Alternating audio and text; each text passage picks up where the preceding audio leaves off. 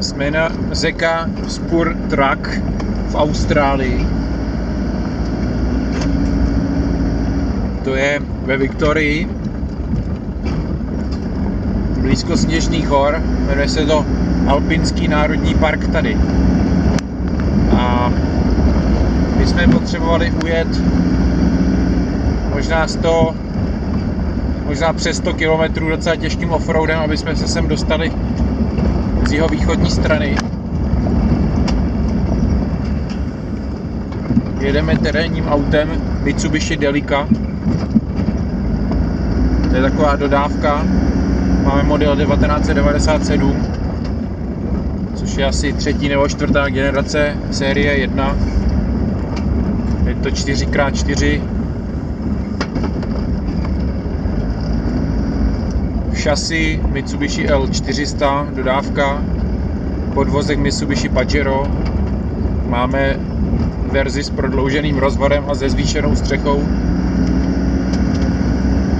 A máme 3-litrový nebo 2,83 turbodiesel 4válec, automatická převodovka.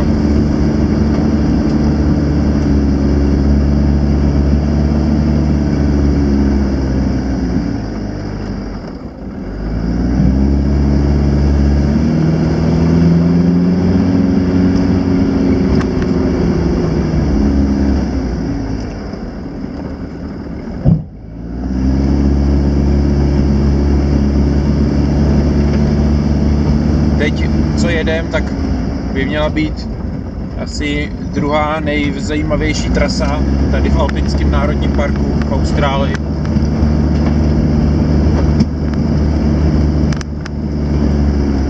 Samotná Zeka zabere asi 2 hodiny.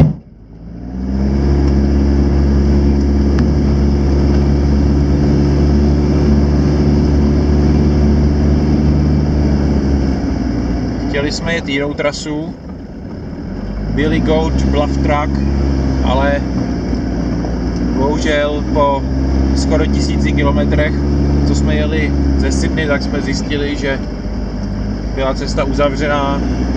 Zřejmě tam vypalovali porost. Tady v Austrálii se pálí takzvaný protiohně, aby když pak přijde sezóna ohňů, tak aby tam nehořelo.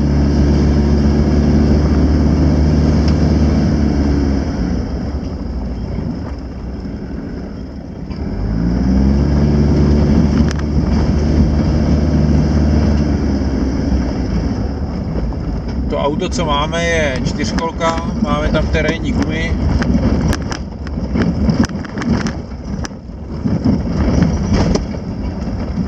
Hankook Dynapro ATX, nový úplně, jsme dali před cestou. Co slyšíte trochu, tak to jsou destičky, ty už by potřebovali vyměnit, začaly se ozývat až tady v horách, takže až dojedeme zase zpět, tak je vyměníme. Takže přední destičky už trošku, mohli jsme si vzít nějaký náhradní sebou, ale nemáme. Ale co máme, to je lesní skřítek. Čau lesní skřítku. Čau. Jak se ti ta cesta zdá zatím? Zdá se mi. Super.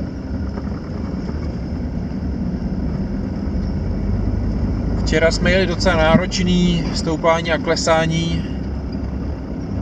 Až tak náročný, že jsme museli asi 2krát zastavovat kvůli přehřátý automatický převodovce.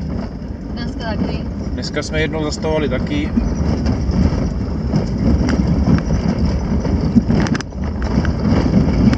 Ty cesty tady Billy Goat Bluff Track, kam jsme se chystali, tak je nejstrmější cesta v Austrálii. Tam za 7 km se nastoupá 1500 metrů nadmořské výšky a je to opravdu drsný na to, že se jede terénem. My máme tady automatickou 4stupňovou převodovku s overdrivem. To je takový zařízení, který vyřazuje z činnosti měnič výkonu, takže to auto pak jede v rychlostech nad 60 až 80 km, jede jako kdyby pevně spojený, jako s manuální převodovkou. Ve vysokých rychlostech to auto jede v poměrně nízkých otáčkách, ale my se do těch vysokých rychlostí samozřejmě v terénu vůbec nedostaneme. Já ten overdrive mám vypnutý z důvodu, aby se méně přehřívala převodovka. Takový offroad, co jedeme teď, tak tady přehřátí převodovky nehrozí, ale pokud začne být offroad takový, že jedeme na redukční převodovku, kterou taky máme, a na uzávěrku centrálního diferenciálu a jedeme třeba 5 km do prudkého kopce, tak tam už se to pak začne přehřívat. Teď máme zapnutý pohon na všechny 4 kola a máme normální převodovku bez redukce a bez uzávěrky centrálního diferenciálu. Tady to auto kromě mezinápravového diferenciálu žádný jiný už uzavíratelný nemá, takže my jsme takový, nejsme úplně nejdrsnější offroad, ale na to, že jsme dodávka v podstatě, tak jedeme docela drsný terén. Tak. Jinak tyto kopce, co jedem teď, tak by zřejmě šli vyjet i se zadním náhonem s dobrýma gumama a se správným tlakem. Ale my, aby jsme nemuseli furt zastavovat, tak tam máme 4kolku teď. Ale já si myslím, že toto, co teď jedeme, i když je to v podstatě docela drsný, tak já si myslím, že bychom to vyjeli i se zadním náhonem. Pro zajímavost, teďka jsme asi 15 stupňů náklon. To, co slyšíte tady vzadu, ty rány, to je tažný zařízení, to je nejnižší bod našeho auta. A bohužel to tažný zařízení není vymyšlený moc dobře, není to originál Mitsubishi, je to aftermarket a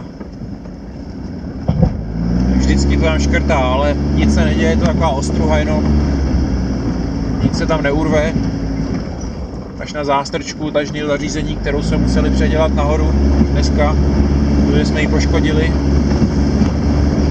No ale to už jsme ji poškodili dříve, to už není na této cestě, to už bylo dřív. Protože to není první offroad toto pro Mitsubishi Delica. Jinak auto má zhruba 92 kW,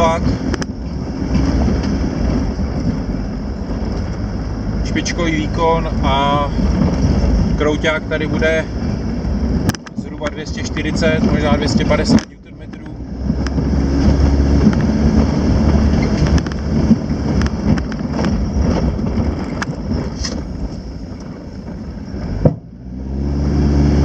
Ty rány, to je to tažný zařízení.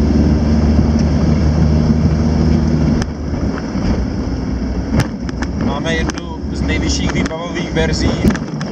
Máme tady duální klimatizaci, digitální, kožený volant, automatickou převodovku. Vevnitř v autě máme indikátor zařazeného hracího ústrojí. Jak říkám, teď jedeme na 4 kola jenom. Máme tu náklonoměr, teploměr, kompas, měřič palubního napětí.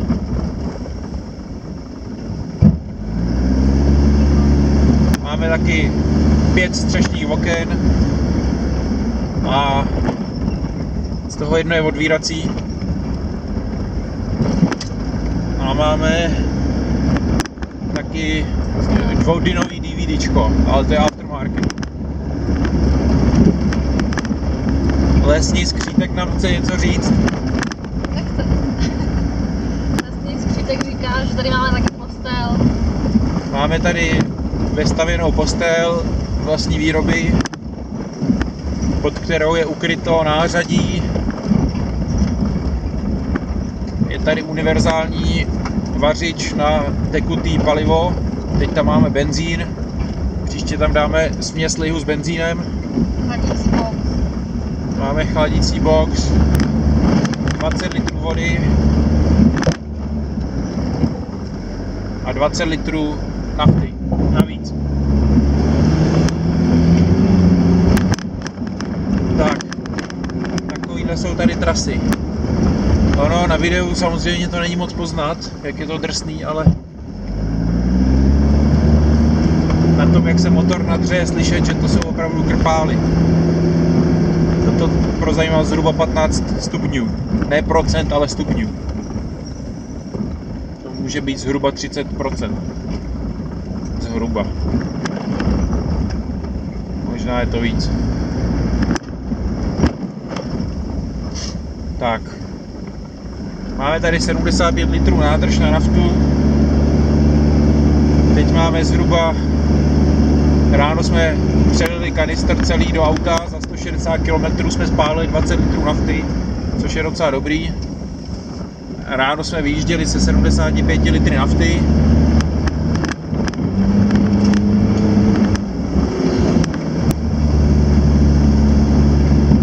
Takže krábeme se pořád nahoru. Tady v dálce je krásně vidět a tady máme sjezd nějaký, tak protože nebudeme zbytečně dráždit brzdy, tak máme tady pasažéra ještě jednoho.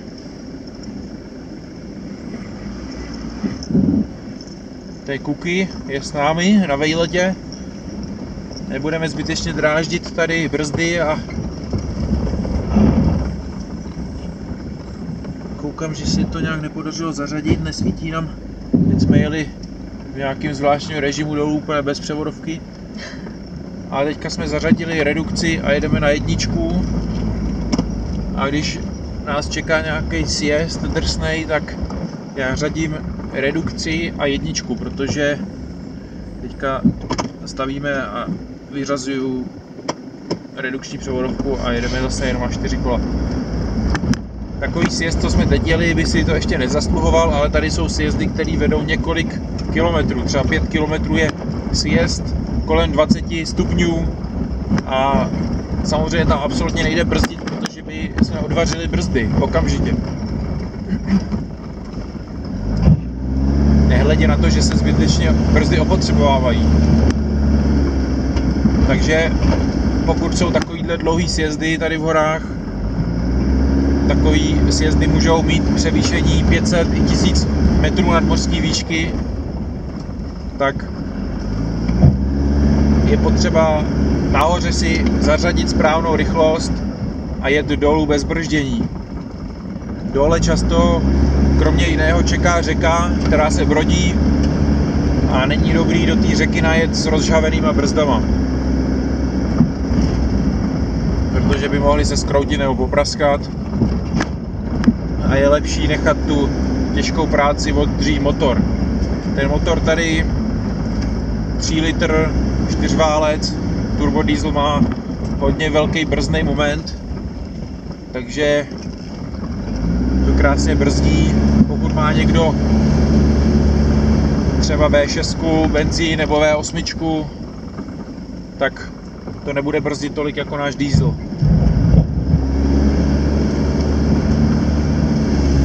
Ten diesel, co máme, je to 4válec, je to poměrně slabý, ten motor je,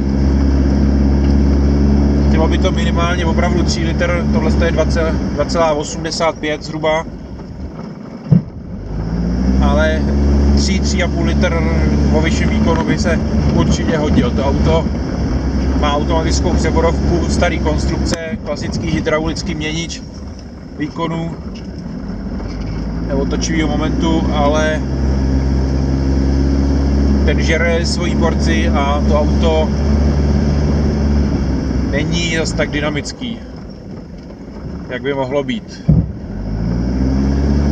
Máme tady originál vzadu i vepředu originál péra. Vepředu to teda nejsou péra, tady to je zajímavý podvozek. Vepředu jsou tady torzní tyče, neboli skrutný tyče. To je jedna ze 3 možností, kromě listových pér a vynutých pružin se ještě dělají torzní tyče. Teďka musíme tady se soustředit trochu. Zřadit jedničku. Pořád ještě nejsme na redukci.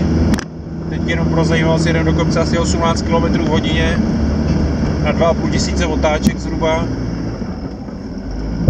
A už se nám rozsvěcuje světýlko přehřívaný převodovky. Dáváme ji do zabrat tady. Zádu slyšíte točný zařízení. Tady zkusíme vyjet nahoru a pokud bude nějaká rovinka, tak na ní trošku necháme odepnout převodovku. Pokud nebude, tak zastavíme a necháme ji trošku vychladnout s běžícím motorem na neutrálu, protože tohle je opravdu krpál. Ale pořád ještě nejedeme na redukci. Nejedeme to na jedničku pořád. Ale je to krpál, který bych pěšky nechtěl. Zekatrak, připomínám. Zeka Spartrak. Tady podíváme se přes horizont a dáme si pauzičku za chvíli. Řadím 2, ale ještě vidíme nahoru, že to vede. Tak ještě vyjedeme, dáme na horizont a řadím Dčko. Tady ty herboly, ty se dělají kvůli vodě. Když pak prší, tak ta silnice, tato cesta, a teďka se už pojede dolů, takže řadím Lko. A tady si dáme pauzičku ve stínu.